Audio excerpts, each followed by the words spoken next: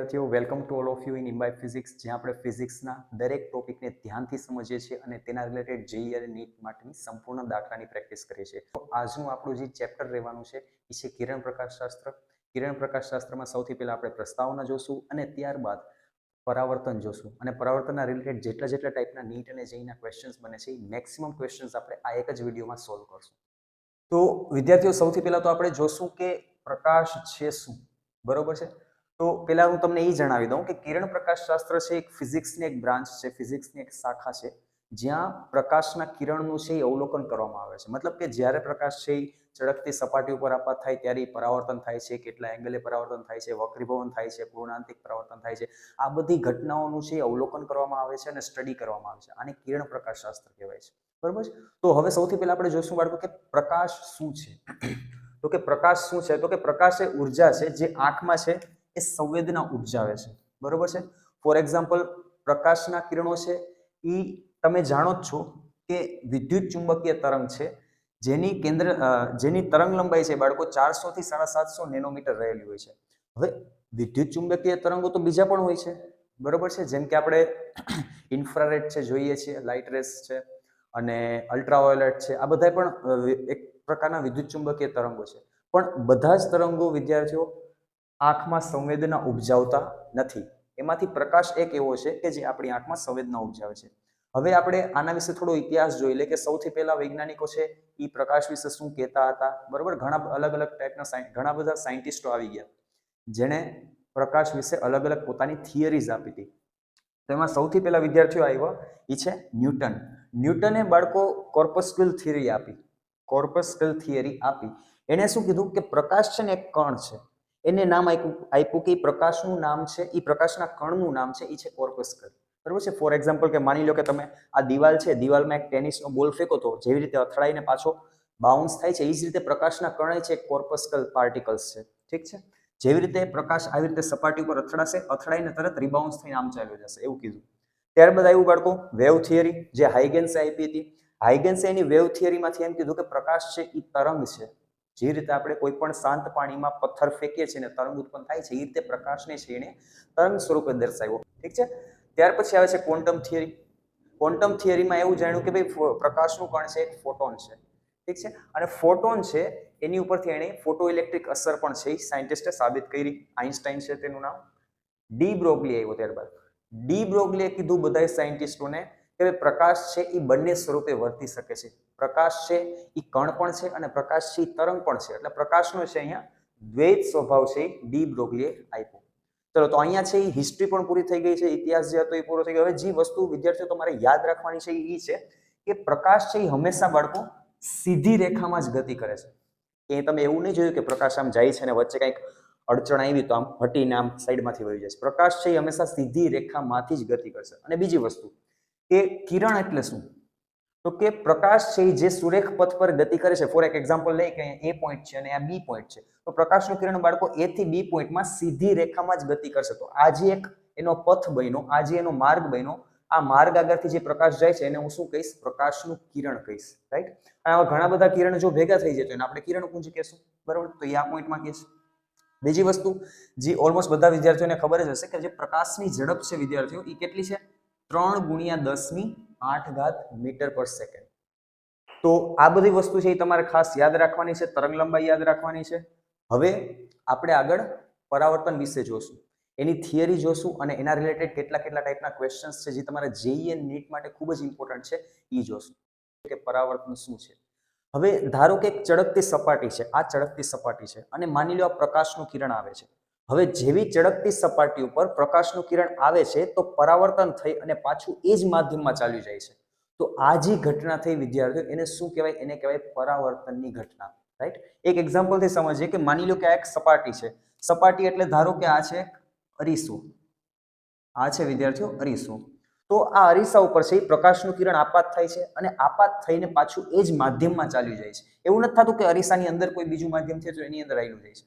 પાછું પ્રકાશનું કિરણ જે માધ્યમમાં આવ્યું હતું એ જ માધ્યમમાં ચાલ્યું જાય છે. તો આ જે ઘટના થાય છે વિદ્યાર્થીઓ, એને શું કહેવાય? એને કહેવાય પરાવર્તન, ઠીક છે. તો આની એક સૌથી પહેલા વ્યાખ્યા જોઈ લઈએ આપણે કે પ્રકાશનું કિરણ જ્યારે ચળકતી સપાટી ઉપર આપાત થાય છે, બરોબર છે, ત્યારે તે તે જ માધ્યમમાં છે એ પાછું વળે છે, આ ઘટનાને શું કહેવાય? પરાવર્તન કહેવાય. ઠીક છે, તો આનું એક્ઝામ્પલ તમે જોઈ શકો છો. અને સૌથી મેઇન વસ્તુ જે તમારે આ ઘટનામાં નોંધ લેવાની છે વિદ્યાર્થીઓ, એ છે કે જ્યારે પણ પરાવર્તનની ઘટના થાય ત્યારે પ્રકાશ છે એ એની દિશા તો બદલે છે, પ્રકાશની દિશા જરૂર બદલાય છે, પરંતુ જે માધ્યમ છે એ બદલાતું નથી. આ વસ્તુની ખાસ નોંધ લેવી. ઠીક છે, એટલે પ્રકાશ છે માની લો હવામાં આવ્યું તો પરાવર્તન થઈને વાપસ હવામાં જ ચાલ્યું જશે. એવું નહીં થાય કે તે કોઈ બીજા માધ્યમમાં છે એ ચાલ્યું જશે. ઠીક છે, તો આ હતી પરાવર્તનની વ્યાખ્યા. આ જે નોટ છે એ તમારે ખાસ યાદ રાખવાની છે. અને હવે આવે છે પરાવર્તનના નિયમો. પરાવર્તનના નિયમોમાં શું જોવાનું છે? એક તો છે પહેલો નિયમ અને પછી છે બીજો નિયમ. તો પહેલા નિયમમાં એવું કે છે વિદ્યાર્થીઓ કે જે આપાત કોણ છે એ જ પરાવર્તન કોણ હશે. મતલબ આપાત કોણ છે એ પરાવર્તન કોણ છે. એનો મતલબ જો પ્રકાશનું કિરણ છે એ 30 ડિગ્રીના ખૂણે આપાત થાય છે તો પરાવર્તિત કોણ એ 30 ડિગ્રી જ હશે. ઠીક છે, તો પહેલો નિયમ આ કે છે. બીજો નિયમ શું કે છે કે આપાત કિરણ, પરાવર્તિત કિરણ અને સપાટીને દોરે લંબ આ ત્રણેય છે એક જ સમતલમાં હોય છે. સોરી, અહીંયા આવશે એક જ સમતલમાં, એક જ સમતલમાં હશે.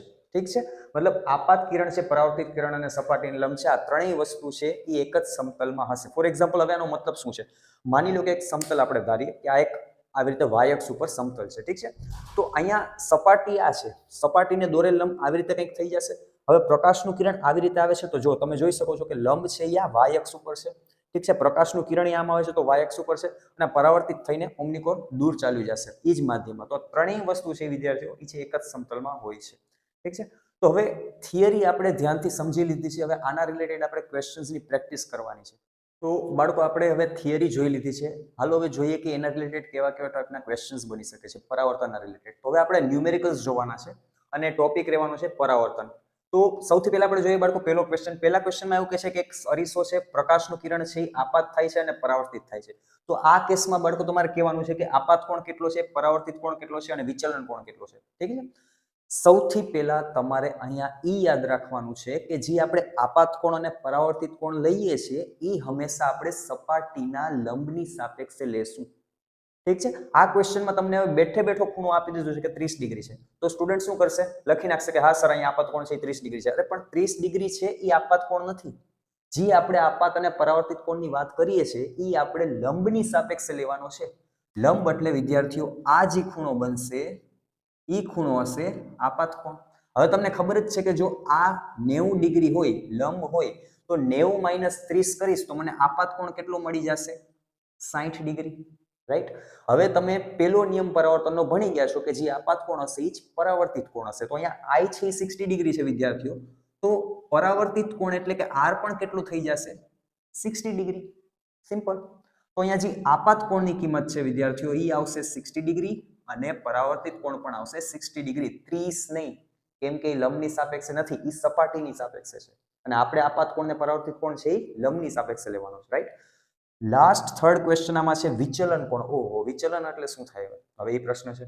હવે વિચલન એટલે શું? ધ્યાનથી સમજજો કે માની લો આ કંઈક અરીસો છે અને આ છે સપાટીને દોરેલ લંબ, મતલબ અરીસાને દોરેલ લંબ. હવે પ્રકાશનું કિરણ બાળકો આમ આવે છે, મતલબ કે આમ જાય છે. હવે થોડીક વાર એવું ધારી લો કે જો અહીંયા અરીસો હોત જ નહીં તો આ પ્રકાશનું કિરણ આમ સીધે સીધું જ ચાલ્યું જાત કે નહીં? સમજાય છે? પ્રકાશનું કિરણ આમ સીધે સીધું જ ચાલ્યું જાત. પણ અહીંયા અરીસો હોવાને લીધે પ્રકાશનું કિરણ છે આમ વળી જાય છે. તો વિચલન કોણ એટલે શું થાય? વિચલન કોણ એટલે એવું થાય કે પ્રકાશના કિરણને જાવતું ક્યાં અને વયોવ્યો ક્યાં. એને જાવતું તો આમ સીધું જ, પણ અરીસાને લીધે એ આટલો વિચલિત થઈ ગયો. કેટલો વિચલિત થઈ ગયો? તો કે આટલો વિચલિત થઈ ગયો. તો આ જે ખૂણો બન્યો એને કહેવાય બાળકો વિચલન કોણ. તો હાલો હવે જોઈએ વિચલન કોણ કેટલો હશે. તો તમને ખબર પડી ગઈ કે આ છે એ 30 ડિગ્રી છે, આ છે એ 60 ડિગ્રી છે, જેને કહેવાય આપાત કોણ. તો પરાવર્તિત કોણ હશે 60 ડિગ્રી. ઠીક છે. હવે આ 60 ડિગ્રી છે બાળકો, તો ફરી પાછો આ એંગલ કેટલો થઈ જશે? તો કે સર આ વળી પાછો 90 ડિગ્રી બને છે. તો 90 - 60 એટલે આ એંગલ, આટલો આ એંગલ કેટલો થઈ જશે? આ થઈ જશે 30 ડિગ્રી. હવે જો તમે આવું 9મા ધોરણમાં ભણી ગયા છો કે જ્યારે આવી રીતે આમ ચોકડી બનતી હોય ને ત્યારે જે સામસામેના ખૂણા છે ને બાળકો એ સરખા હોય. મતલબ આ બે ખૂણા સરખા હશે અને આ બે ખૂણા પણ કેવા હશે? સરખા હશે. તો બસ આ જ કન્સેપ્ટનો અહીંયા યુઝ કરવાનો છે. કેવી રીતે? તો કે તમે જુઓ છો કે એક આ આવી રીતે બને છે, સપાટી છે, અને બીજો છે આ સપાટીને લંબ. તો તમે જોવો છો કે અહીંયા એક ચોકડી બને છે, એક આમ અને એક આમ દેખાય છે. આ ચોકડી એક આ અને આ, તો જે ખૂણો આ હશે એ જ ખૂણો શું હશે? આ પણ હશે 30 ડિગ્રી. હવે તમારે તો જોઈએ છે વિચલન કોણ, તો તમને ખબર છે આટલો એંગલ છે 30, આટલો એંગલ છે એ 30, તો ટોટલ કેટલું થઈ જાય? 30 + 30 60 ડિગ્રી. તો એટલે અહીંયા વિચલન કોણ શું થઈ જશે વિદ્યાર્થીઓ? ઈ થઈ જશે 60 ડિગ્રી. તો આ છે આપણો કરેક્ટ આન્સર. હાલો હવે જોઈએ બીજો પ્રશ્ન શું છે.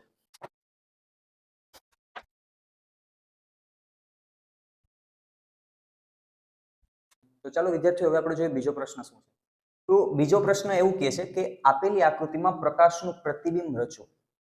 મતલબ એનો મતલબ એ કહેવા માંગે છે કે અહીંયા એક સમતલ અરીસો છે, અહીંયા વસ્તુ છે, તો આ વસ્તુનું પ્રતિબિંબ અહીંયા કઈ જગ્યાએ દેખાશે? બીજા પ્રશ્નમાં એવું જ છે કે આ એક અરીસો છે, આ એક વસ્તુ છે, તો આ વસ્તુનું પ્રતિબિંબ આમની કઈ જગ્યાએ દેખાશે? તો હવે સૌથી પહેલા એના માટે તમારે એક વસ્તુ શીખવી પડશે, એ છે પ્રકાશનું આપાત અને પરાવર્તન. તમે કહેશો સર એ તો અમે શીખી જ ગયા છીએ. હા, તો બસ એ જ વસ્તુ છે એ પાછી રિપીટ કરવાની છે.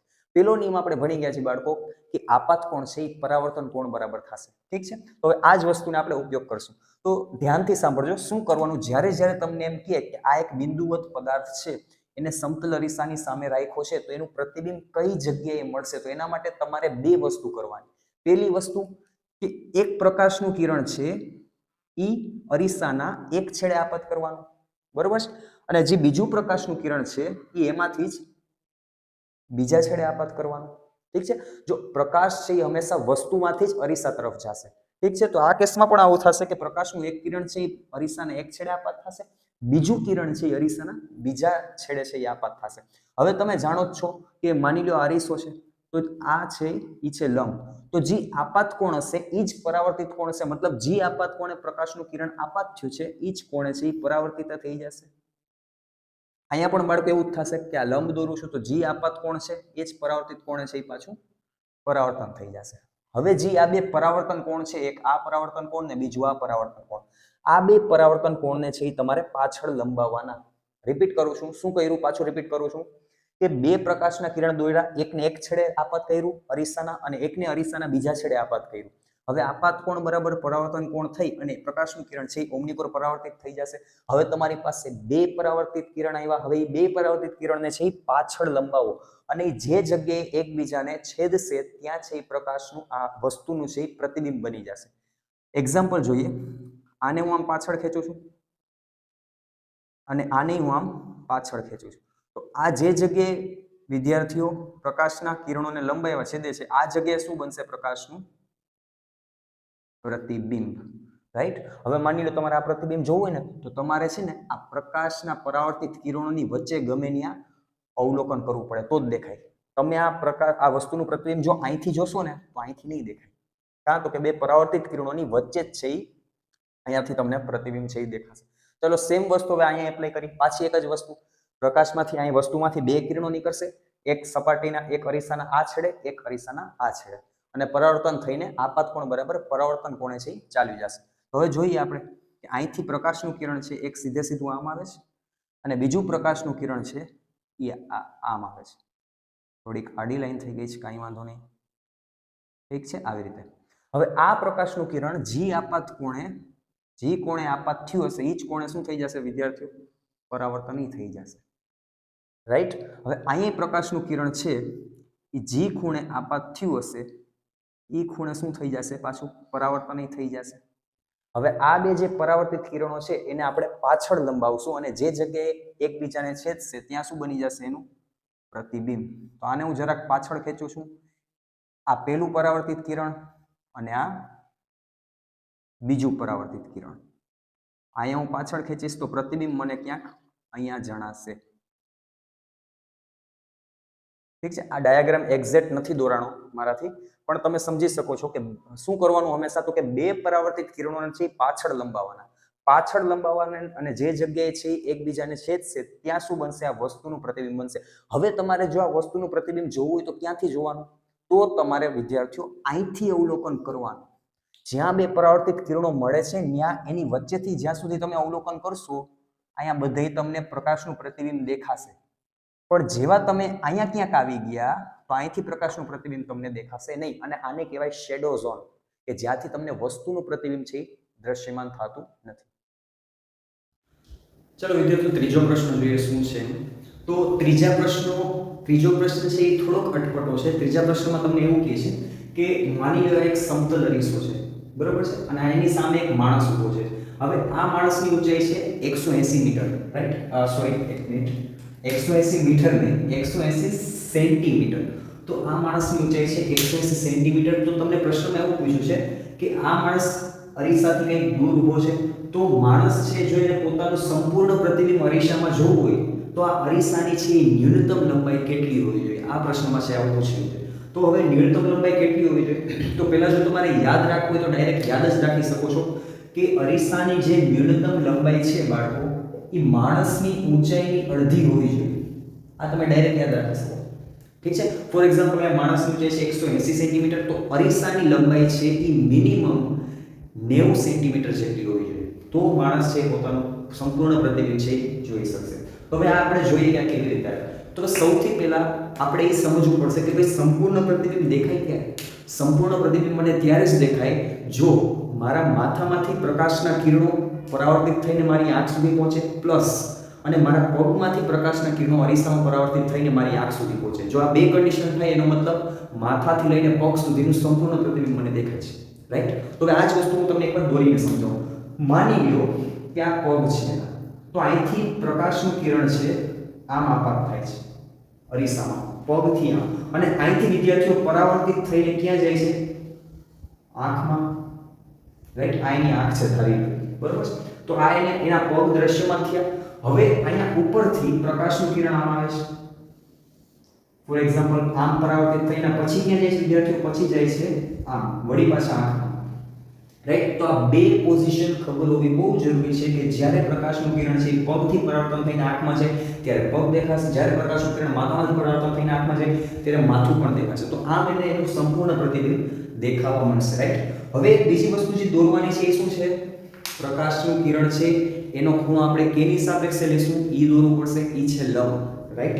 તો અરીસામાં આપણે અહીંયા એક નોર્મલ એટલે કે લંબ દોરવું પડશે. તો આ લંબ થઈ ગયું અને એક આ લંબ થઈ ગયું, રાઈટ? આને હું થોડું કામ ખેંચું છું એટલે મને આ લંબાઈ કેટલી મળી જશે બાળકો? ઈ મળી જશે જે અરીસાની લંબાઈ છે. માની લો અરીસાની લંબાઈ છે કંઈક L, તો આ પણ લંબાઈ છે સીધે સીધી L થઈ જશે. હવે આપણે થોડી કેલ્ક્યુલેશન કરવાની છે.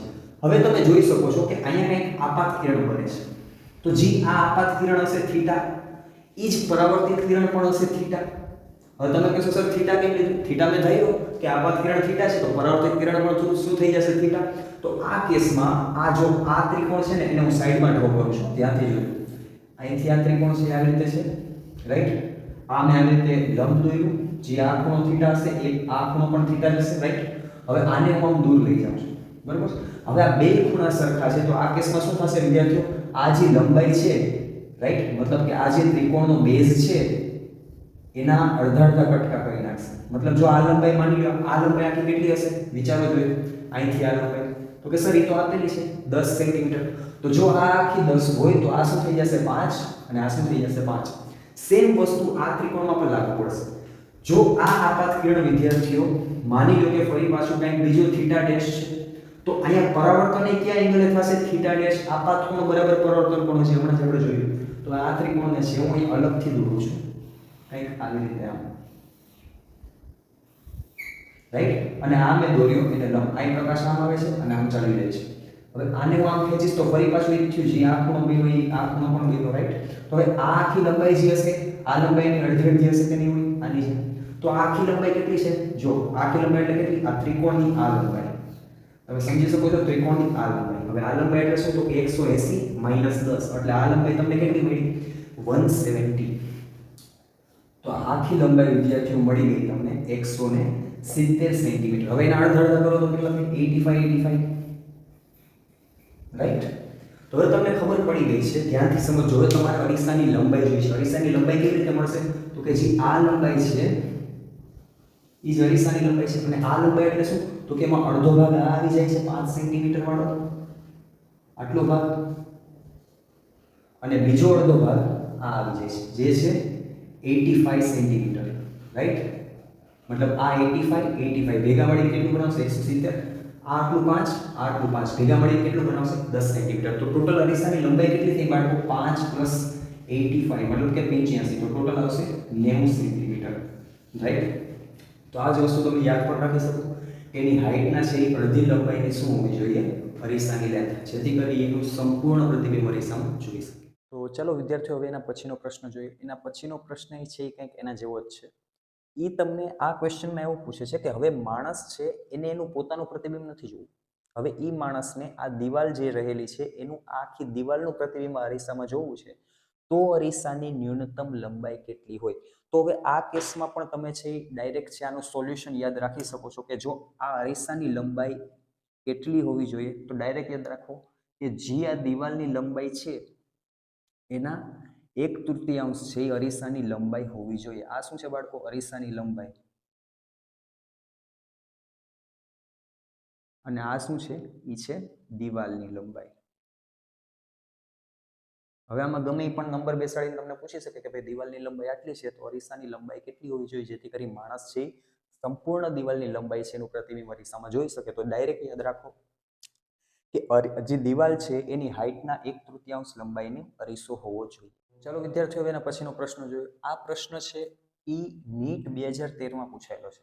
આ પ્રશ્ન તમને કંઈક એવું કહે છે કે બે અરીસા છે એ એકબીજા સાથે 70 ડિગ્રી એંગલે રાખેલા છે. મતલબ કે કંઈક આવી રીતે. ઠીક છે. હવે પ્રકાશનું કિરણ છે એ આ રીતે પેલા અરીસા મિરર 1 છે, આ મિરર 2 છે, પેલા અરીસા ઉપર આપાત થાય છે અને ત્યારબાદ પરાવર્તિત થઈને બીજા અરીસા ઉપર જાય છે. હવે બીજા અરીસામાં પરાવર્તન થઈને પ્રકાશનું કિરણ છે એ પેલા અરીસાને સમાંતર ચાલ્યું જાય છે આ રીતે. તો એમાં તમારે એ કહેવાનું છે કે જે આ ખૂણો છે આપાત કિરણ છે એ સપાટી સાથે ખૂણો છે એ કેટલો બનાવે છે એ કહેવાનું છે. હાલો તો સૌથી પહેલા વળી પાછો આમાં પરાવર્તનનો પેલો નિયમનો જ ઉપયોગ થશે. કેવી રીતે? કે પેલો છે આપાત કોણ બરાબર પરાવર્તિત કોણ. ઠીક છે. તો સૌથી પહેલા મેં તમને હમણાં જ કીધું હતું કે ભાઈ આપાત કોણ છે એ કેની સાપેક્ષે લેશું, પરાવર્તન કોણ છે એ કેની સાપેક્ષે લેશું, તો કે સર લંબની સાપેક્ષે.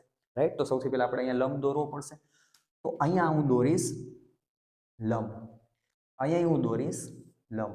હવે તમે વિદ્યાર્થીઓ જોઈ શકો છો કે એક આ પ્રકાશનું કિરણ અને આ અરીસો એ બે કેવા છે? સમાંતર છે. તો હવે આ વસ્તુ તમે 9th સ્ટાન્ડર્ડમાં ભણી ગયા છો કે બે સમાંતર રેખા હોય અને આવી રીતે કંઈક રેખા પસાર થતી હોય તો જે એંગલ આ હશે વિદ્યાર્થીઓ એ જ એંગલ શું હશે? આ પણ હશે. રાઈટ. આવું તમે ભણી ગયા છો. તો આ કેસમાં પણ એવું જ કંઈક થાય છે કે આ પ્રકાશનું કિરણ ને અરીસો સમાંતર છે તો જે ખૂણો આ હશે એ જ ખૂણો આ હશે વિદ્યાર્થીઓ 70 ડિગ્રી. રાઈટ. હવે આ છે લંબ, મતલબ કે જો આ 90 ડિગ્રી હોય, આટલો ભાગ 70 હોય તો આટલો ભાગ કેટલો થશે?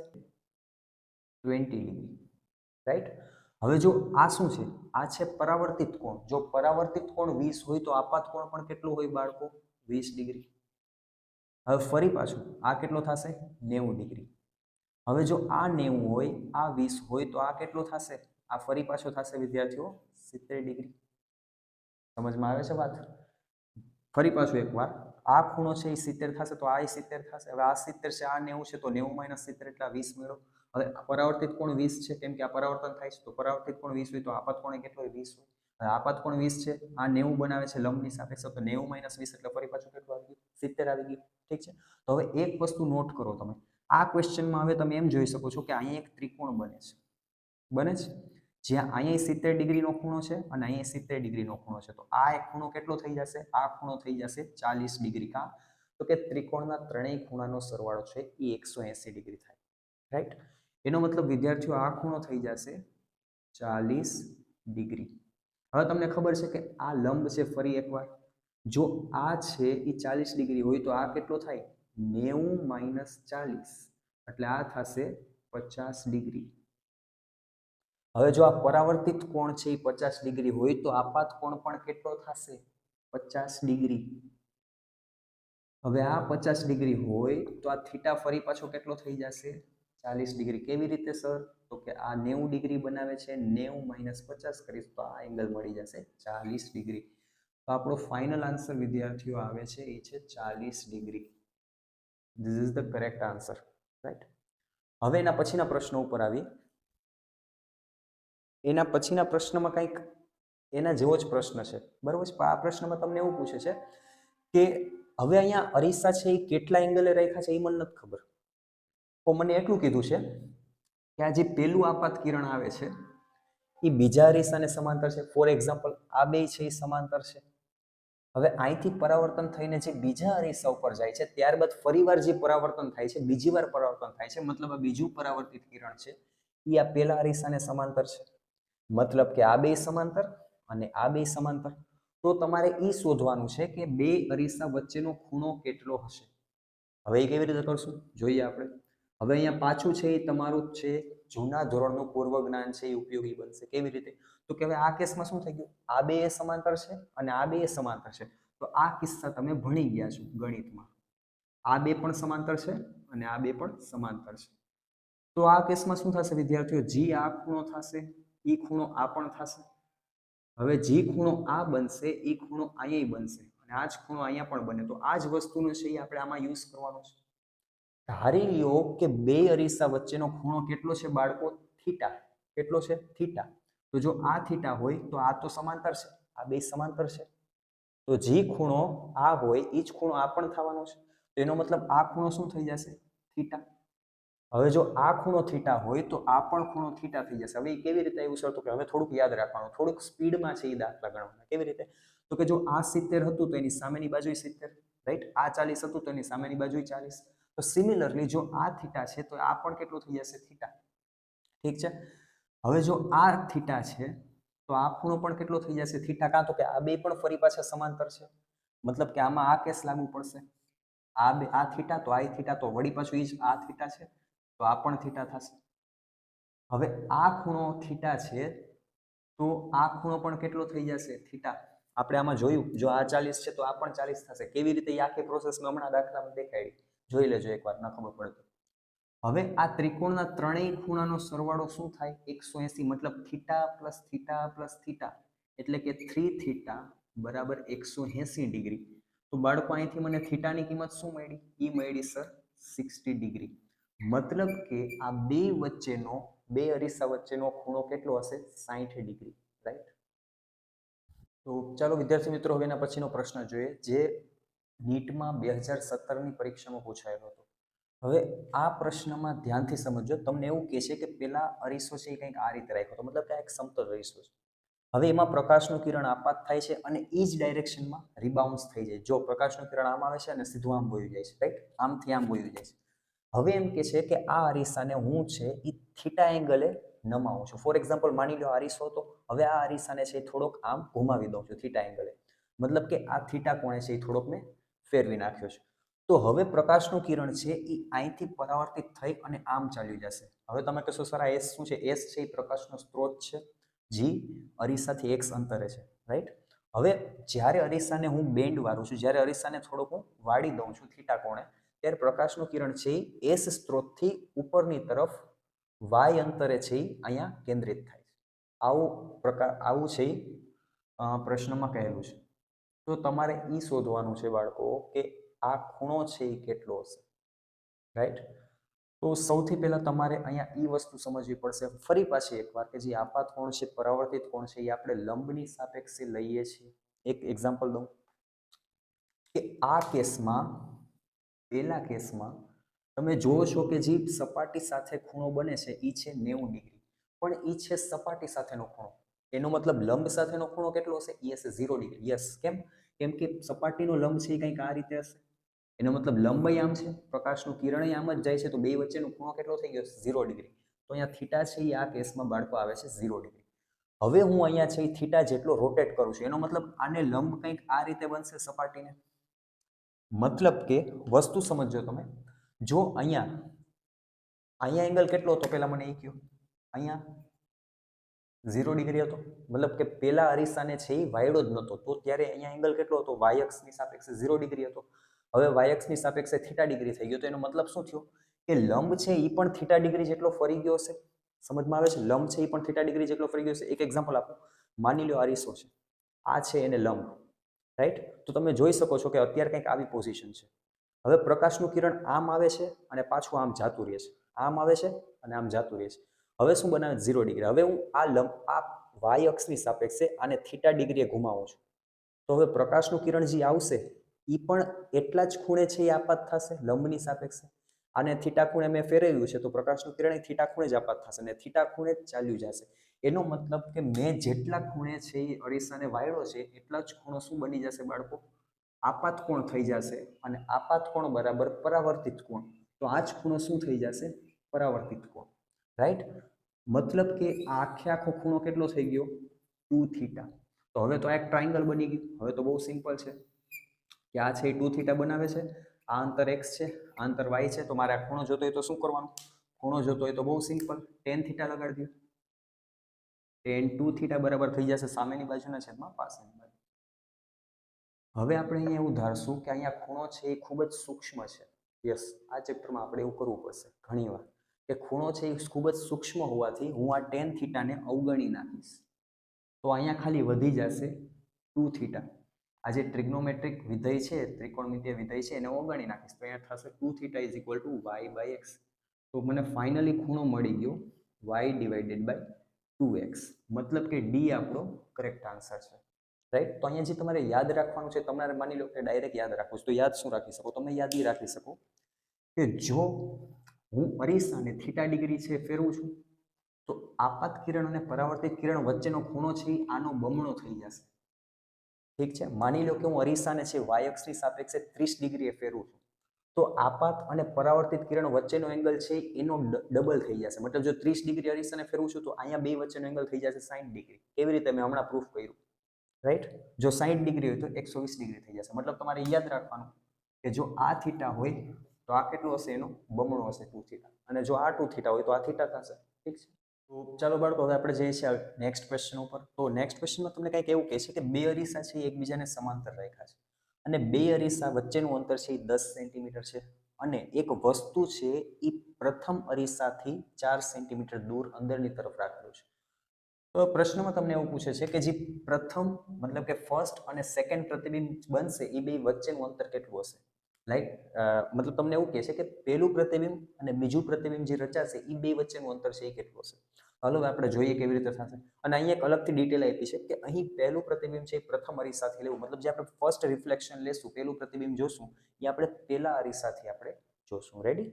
તો સૌથી પહેલા તમારે એક અહીંયા માહિતી છે એ યાદ રાખવી પડશે કે આમાં કેવું હોય કે જો સમતલ અરીસો હોય ને બાળકો તો એમાં જે વસ્તુથી અરીસાનું અંતર હોય ને, માની લો કે વસ્તુથી અરીસાનું અંતર છે u, તો સમતલ અરીસામાં પ્રતિબિંબનું પણ અંતર કેટલું થશે? સરખું જ થશે, વસ્તુ જેટલું. મતલબ કે સમતલ અરીસામાં જે વસ્તુ અંતર છે એ જ પ્રતિબિંબ અંતર હશે. રાઈટ. મતલબ કે તમે જો અરીસાથી 10 મીટર દૂર ઊભા છો તો તમારું પ્રતિબિંબ પણ અરીસાથી કેટલા મીટર દૂર હશે? 10 મીટર જ દૂર હશે. રાઈટ. તો હવે આ ક્વેશ્ચનમાં એવું જોવાનું છે. હાલો, તો વસ્તુ છે તો પહેલું પ્રતિબિંબ કોણ રચશે? પહેલો મિરર. કાં તો કે આમાં આપ્યું જ છે પહેલો મિરર. તો પહેલો મિરર છે એ પહેલું પ્રતિબિંબ રચશે. તો જો વસ્તુ કેટલું દૂર છે? 4 સેન્ટીમીટર. તો પ્રતિબિંબ ક્યાં રચાશે? 4 સેન્ટીમીટર. રાઈટ. તો આ બની ગઈ આપણી ફર્સ્ટ ઇમેજ. એ કેટલી દૂર છે? 4 સેન્ટીમીટર. હવે બીજું પ્રતિબિંબ છે એ બીજો અરીસો રચશે. મતલબ કે બીજું પ્રતિબિંબ છે એ બીજો અરીસો રચશે અને અહીંયા હવે તમારે એ વસ્તુ જોવાની છે, એ વસ્તુ યાદ રાખવાની છે કે જે પહેલું પ્રતિબિંબ બન્યું, રિપીટ કરું છું, પહેલું પ્રતિબિંબ બન્યું એ બીજા અરીસા માટે વસ્તુ હશે. ફરી એકવાર, પહેલા અરીસાએ જે પ્રતિબિંબ બનાવ્યું છે એ બીજા અરીસા માટે બાળકો વસ્તુ હશે. તો હવે આના માટે વસ્તુ કોણ છે? તો કે આ પ્રતિબિંબ. તો ઈ એનાથી કેટલું દૂર છે? તો કે સર ઈ એનાથી દૂર છે 10 + 4. તો ટોટલ કેટલું અંતર થઈ ગયું? 14 સેન્ટીમીટર. રાઈટ. તો જે પહેલું પ્રતિબિંબ છે એ બીજા માટે વસ્તુ છે, બે વચ્ચેનું અંતર છે 14 સેન્ટીમીટર. તો જો વસ્તુ અંતર 14 હોય તો પ્રતિબિંબ અંતર પણ કેટલું હોય? 14 જ હોય. તો આ 14 છે તો આનું પ્રતિબિંબ ક્યાં મળશે? 14 સેન્ટીમીટર ક્યાંક અહીંયા. રાઈટ. તો આ મળ્યું મને બીજું પ્રતિબિંબ, સેકન્ડ ઇમેજ. તો ફર્સ્ટ અને સેકન્ડ ઇમેજ વચ્ચેનું અંતર કેટલું થઈ ગયું? તો કે આ 14 અને આ 14. તો કેટલું થઈ ગયું? 14 + 14 28 centimetre. So this is final answer. તો ચાલો વિદ્યાર્થી મિત્રો, હવે એના પછીનો એક લાસ્ટ ક્વેશ્ચન જોઈ લઈએ, પછી અહીંયા પરાવર્તન છે એના ન્યુમેરિકલ્સ પૂરા થશે. તો લાસ્ટ ક્વેશ્ચનમાં તમને એવું કહે છે કે ફરી પાછા બે અરીસા છે એ આ રીતે સમતલ રાખ્યા છે અને અરીસાની લંબાઈ તમને આપી છે 2√3 મીટર. રાઈટ. અને બંને અરીસા વચ્ચેનું અંતર આપ્યું છે તમને 0.2 મીટર. હવે તમને એવું કહે છે કે અરીસામાં એક પી બાજુથી પ્રકાશનું કિરણ છે એ 30 ડિગ્રીએ આપાત થાય છે. મતલબ કે આ અરીસાના લંબની સાપેક્ષે 30 ડિગ્રીએ પ્રકાશનું કિરણ આપાત થાય છે. તો તમારે એ કહેવાનું છે કે આવી રીતે આમ જો હવે અહીં આપાત થશે તો પરાવર્તન થશે. આવી રીતે ટોટલ કેટલા પરાવર્તન બાદ પ્રકાશનું કિરણ આની આ જે અરીસા છે એનાથી બહાર નીકળશે, મતલબ કેટલી વાર પરાવર્તન થશે, આનો જવાબ તમારે દેવાનો છે. ચાલો હવે આપણે ટ્રાય કરીએ કેવી રીતે થશે આ ક્વેશ્ચન. તો સૌથી પહેલા હજી એક વાત કે આમાં તમને એ આપ્યું છે કે જ્યારે પ્રથમ આપાત થાય છે, મતલબ કે જ્યારે પહેલી વાર પ્રકાશનું કિરણ આપાત થયું છે, આનુંય તમારે પરાવર્તન છે એમાં ઇન્ક્લુડ કરવાનું રહેશે, રાઈટ? મતલબ કે જે જવાબ આવશે એમાં તમારે એક ઉમેરી દેવાનું, કાં તો કે સ્ટાર્ટિંગમાં એકવાર તો પરાવર્તન થઈ જ ગયું છે, ઠીક છે. હવે જે અહીંયા આપાત કોણ હશે બાળકો, એ જ શું હશે? ફરી એક જ વાત, પરાવર્તન કોણ હશે. તો જો આ આપાત કોણ 30 છે તો પરાવર્તિત કોણ પણ કેટલું હશે? 30 ડિગ્રી, રાઈટ? હવે આમાં જુઓ તમે, આ કંઈક અંતર કાપ્યું હશે x, રાઈટ? તો ફરી પાછું શું થશે? અહીંથી વળી આમ પરાવર્તન થશે, મતલબ કે અહીંયા જો હું ફરી પાછું જો એકવાર લંબ દોરું, અહીંયા હું જો એકવાર લંબ દોરું તો શું થશે? પ્રકાશનું કિરણ છે એ ફરી પાછું કંઈક આમ આવી જશે, ઠીક છે. તો અહીંયા જે મેં અહીંયા લંબ દોર્યો હતો, વળી પાછું કંઈક આટલું જ અંતર કાપશે x જેટલું, રાઈટ? હવે તમે કહેશો સર કેમ દર વખતે x જેટલું જ અંતર કાપે છે? કેમ કે ખૂણો સરખો છે. જો તમે અહીંયા 30 ડિગ્રી છે તો અહીં પણ કેટલો ખૂણો બનશે? 30 ડિગ્રી. હવે પ્રશ્ન થશે કે સર એ કેવી રીતે? હવે આ વસ્તુ તમે 9th સ્ટાન્ડર્ડમાં ઓલરેડી ભણી ગયા છો કે જ્યારે બે સમાંતર રેખા આવી રીતે z બનાવતી હોય, હું આને z કહું છું, z બનાવતી હોય ત્યારે આ જે ખૂણા છે એ બે સરખા થાય, રાઈટ? તો અહીંયા તમે જોઈ શકો છો કે આવી રીતે z ફોર્મ કરે છે. તો જે ખૂણો આ હશે એ જ ખૂણો 30 ડિગ્રી પણ હશે, રાઈટ? હવે ફરી પાછી એકવાર કે આપાત કોણ જો 30 છે તો અહીંયા પરાવર્તિત વળી પાછો શું થઈ જશે? 30 ડિગ્રી. તો આ અંતર જેટલું હશે વિદ્યાર્થી મિત્રો એટલું જ અંતર આ હશે. હવે ફરી પાછું શું થશે? તો કે અહીંથી વળી પાછી એક ને એક જ વાત કે અહીંથી વળી પાછું પરાવર્તન થશે. એટલે આ લંબને છે હું પાછું આમ ખેંચી લઈશ, રાઈટ? તો વળી પાછું અહીંયા પણ 30 ડિગ્રી બનાવશે, અહીંયા પણ 30 ડિગ્રી બનાવશે. વળી આ અંતર પર કેટલું હશે? x જ હશે, કાં? તો કે વળી પાછું અહીંથી અહીંયા z બનાવે છે. જો આ ખૂણો 30 હોય તો આ 30 હોય, આપાત કોણ 30 હોય તો પરાવર્તિત 30 હોય. હવે અહીંયા ખૂણો 30 હતો તો અહીંયા x બન્યો હતો, તો અહીંયા ખૂણો 30 છે તો અહીંયા x જ બનશે. તો આવા કેટલાય x ભેગા થઈને ટોટલ કેટલું અંતર કપાશે? 2√3 મીટર અંતર કપાશે. મતલબ કે આ x પ્લસ આ x પ્લસ આ x પ્લસ હજી x આવશે, એ બધા x મતલબ કે n ટાઈમ્સ x ભેગા થશે ત્યારે મને 2√3 મીટરની લંબાઈ મળશે. આ વસ્તુ એક જોવાની છે, ખાસ વસ્તુ યાદ રાખવાની છે, ઠીક છે? કે અહીંયા મને n ટાઈમ્સ x ભેગા થશે ત્યારે કુલ કેટલું અંતર કપાડવું હશે બાળકો? 2√3 મીટર અંતર કપાડવું હશે. બસ તમારે આ n જ ગોતવાનું છે. n એટલે શું છે? પરાવર્તનની સંખ્યા. હવે n કેવી રીતે મળશે? એ હમણાં મળી જશે. તો પહેલા આપણે x તો ગોતવો પડશે ને. તો x કેવી રીતે ગોતશું? Very simple. તમે જોઈ શકો છો કે અહીંયા ત્રિકોણ બને છે. તમે જોઈ શકો છો કે અહીંયા એક કાટકોણ ત્રિકોણ બને છે, રાઈટ? હવે આ ખૂણાનું માપ તમને ખબર છે 30 ડિગ્રી. તમને આ લંબાઈ ખબર છે કેટલી છે? 0.2 મીટર. તો આ લંબાઈ છે 0.2 મીટર. મતલબ કંઈક આવી રીતે ત્રિકોણ બની ગયો હતો. આમ છે, અહીંયા બનાવે છે 30 ડિગ્રી, આ લંબાઈ છે 0.2 મીટર અને આ x. તો અહીંયા તમે એવું શું લગાડો તો તમને એંગલ આ x ની કિંમત મળી જાય? તો કે tan થીટા, સામેની બાજુ અને પાસેની બાજુ. તો અહીંથી તમે tan થીટા લગાડો, tan 30 ડિગ્રી અહીંયા લખું છું, અહીંયા કે tan 30 ડિગ્રી બરાબર સામેની બાજુ x, પાસેની બાજુ 0.2 મીટર. અહીંથી તમને x મળી જશે tan 30 ડિગ્રી ગુણ્યા 0.2, રાઈટ? તો x ની કિંમત તમને અહીંથી મળે tan 30 ડિગ્રી એટલે શું થાય બાળકો? 1/√3, રાઈટ? તો આન્સર આવશે 0.2/√3. અચ્છા, ફાઇનલ આન્સર નથી હો. હજી આ x ની કિંમત અહીંયા મૂકશો એટલે ખબર પડશે કે આવા n ટાઈમ x એટલે શું? તો કે એકવાર પરાવર્તન થઈને કેટલું અંતર કાપ્યું? x. આવા કેટલા x ભેગા થઈને 2√3 અંતર બનાવશે. તો અહીંયા x ની કિંમત હું અહીંયા પ્લેસ કરી દઈશ. n ઇન્ટુ શું થઈ જશે?